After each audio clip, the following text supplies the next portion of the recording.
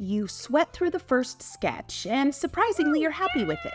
The first washes of watercolor are loose and fun, and then it gets scary. If watercolor paint is the joy of a piece of art, which I believe it is, then figuring out where to put the shadows is the pain. The utter, confusing, drama-filled circus of watercolor. But it shouldn't be, and I'm convinced there is a better way, a more relaxing, soothing, meditative way to creating convincing depth in your artwork. Now, I'm not talking realism here, like photorealism. I'm just talking like, hey, that looks like a flower, and you're like, yay, that's what I was going for. So today I'm here to show you how I add shadows, and it's a more repeatable, easy process than you'll likely think. And it doesn't mean you need to figure out all of the realism stuff along the way. We're focusing on two main techniques. Number one, wet on dry and wet on damp. This is actually going to be 3 techniques, but whatever. And number 2, flooding. And if you need to brush up on the basics of watercolor techniques, you should check out my Watercolor Mastermind. I have it linked below. Wet on damp. It's the lesser known of the whole wet on wet wow technique. And it's basically where you're applying color to a page that is just wet. And the way that I'm going to suggest today of adding shadows works really nicely when the page is slightly damp. You can see here that pink stroke is soft. It's immediately diffusing or kind of melting into the paper. And you need that kind of subtlety when you want to get that beautiful shadow that goes from dark to light very softly. Wet on dry works too, and that's where the wet color goes onto a dry page. But you need to work quickly to blend out the stroke that you put down because it is bold. Now, flooding is the technique that we'll use to do that blending I just talked about. And it's basically where you already have color on the page and you're adding either more wet color to the page or clean water. And you're kind of pushing back towards the initial brushstroke you just laid down.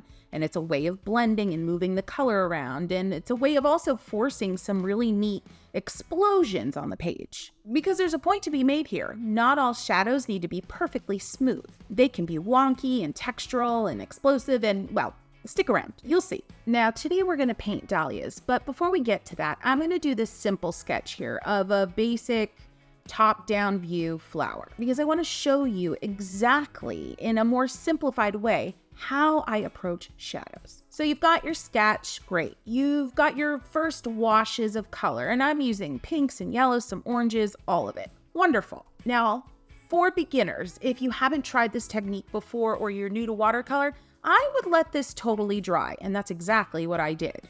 Okay, take a look at these bottom 3 petals. 1, 2, and 3. Look at where they intersect, right in the middle there, where I'm drawing my imaginary circle. That is the key to where to place your shadows. So I'm grabbing my dagger brush, it's the 1/4-inch dagger, but use what you have, and I'm adding a little notch or really wonky triangle of pink. Rinsing my brush and then coming back underneath and kind of flooding that area with a little bit of water. When I see too much of the pink being carried down into the petal there, I'm going to go ahead and just rinse my brush again. You're going to see that by my hand going off camera. And there you have it, the very, very basic approach to applying shadows. You're looking to see where 3, 4, 5, or even just 2 things, petals in this case, intersect. Now, everything's damp where I just placed the color and the water, and I can go back in with the very tip of my brush and add a little bit of red and even kind of take that shadow up further in between petal number 1 and petal number 2. I'm even kind of creating a few little ruffly moments on petal 2 there, you can see, and then continuing to rinse my brush, add a little more water, and blend down into petal number 3. Oh gosh, you're gonna love this. Let's keep going. All right, friends, now I'm going right next to the center of the flower where it meets up with that yellowish petal on the right-hand side here. And I'm adding just a little bit of muddy pink that was already on my palette. And then I'm gonna flood with a little bit of yellow. So you don't always have to flood that area or backfill, if you will, whichever word makes sense for you. I wanna get this point across because it's so important. You don't always have to use water. You can actually use some more color. and then just blend it out. Blend it out with clean water. Rinse your brush if you're carrying too much water down the petal. And then again, that area, it's not just damp right now, it's actually wet. And I'm going back in with some pure fuchsia pink, bright pink, and tapping that in. And as I'm doing that, where the center of that flower intersects with this one petal, I'm able to define the kind of ruffly middle of the flower even more by how I'm placing that bright pink. So what I love about this technique is by applying paint in a very thoughtful way to one area, you could potentially be refining and defining 3+ more areas at the same time. This kind of technique is one that I call, once you see it, you can't unsee it. Yeah, and that's a good thing. You're never going to look at shadows the same way again. Now let's apply this to a quote-unquote real painting. This is a piece I've been working on for a little while, and I'm going to start here up at the top, going in between these two petals that look a little blue and a little purple. And the minute I lay down the color in between them, you can see how it just pops. And that one shadow that I'm now blending out with a little bit more color on my brush is actually making 3 areas of that section of the painting more defined. I'm going to just repeat that same approach. I'm going to find another intersection of petals. And you're going to need to make decisions, of course. You're going to need to see the sketch underneath, the washes, and how they kind of intermingle. But it shouldn't be a difficult decision because this is a very organic collection of petals. We're not trying to make it look exactly like our reference flower. Now, as I'm painting here, let me tell you a little secret. When I first started this, yes, I had a big, beautiful, fresh dahlia right in front of me. And I used it, meaning I looked at it pretty closely for about 5 minutes.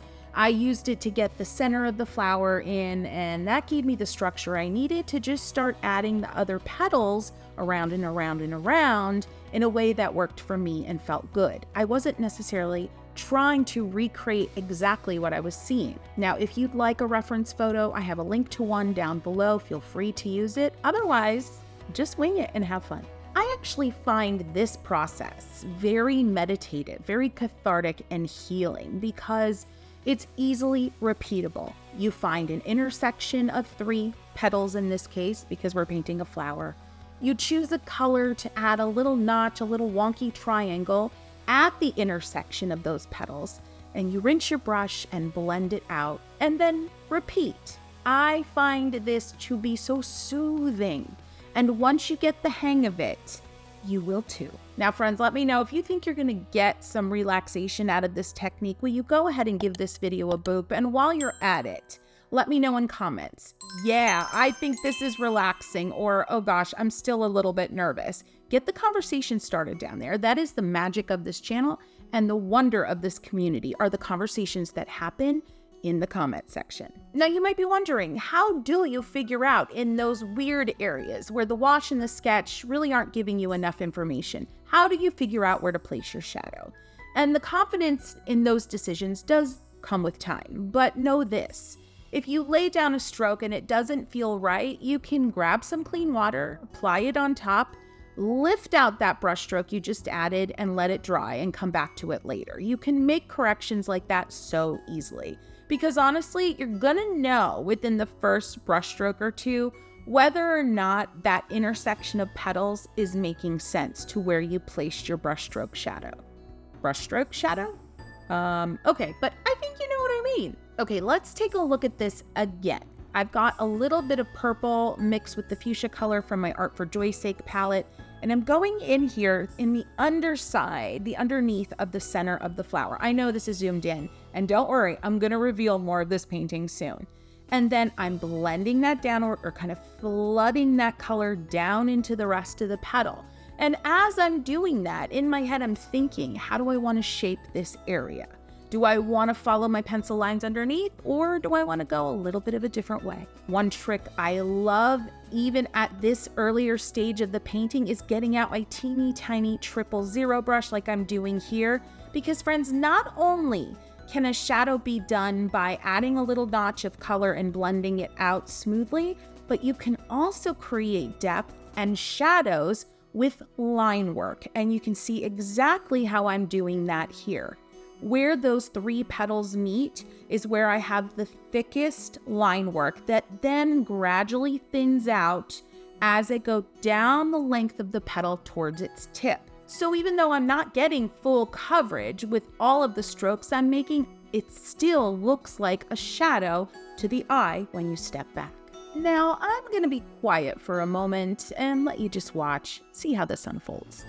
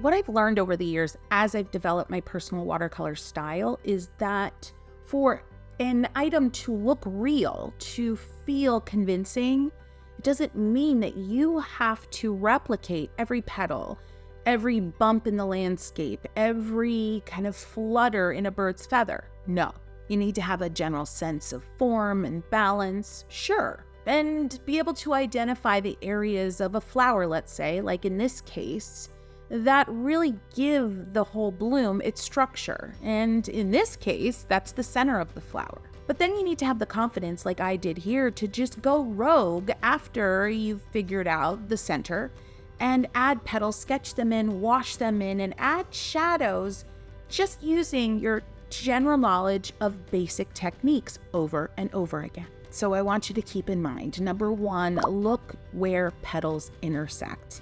And it can literally be 2 petals, and you figure out which one's on top and which one's underneath. Or it could be a collection of 5, 6, or 7 petals that kind of converge at one very tiny point, but you'd be surprised at how powerful adding shadow to that one tiny point could be. Number 2, remember that you're going to be adding color to the dry page or to a damp page, and then using a brush with clean water to flood or blend that color out for a smooth effect. Number 3, remember that a collection of linear lines or details close to one another can act as a shadow just like a smooth, glazed effect over the entire petal can. Number 4, don't forget to boop the like button because it really helps out my channel and helps other folks like yourselves find the content here. And number 5, I really want you to try this. Go ahead in your calendar right now and schedule some time to do just that. And when you're done, go ahead and watch this video next because it's going to blow your mind in terms of color theory, and that's going to help you with what I just assigned. And until next time, of course, happy painting.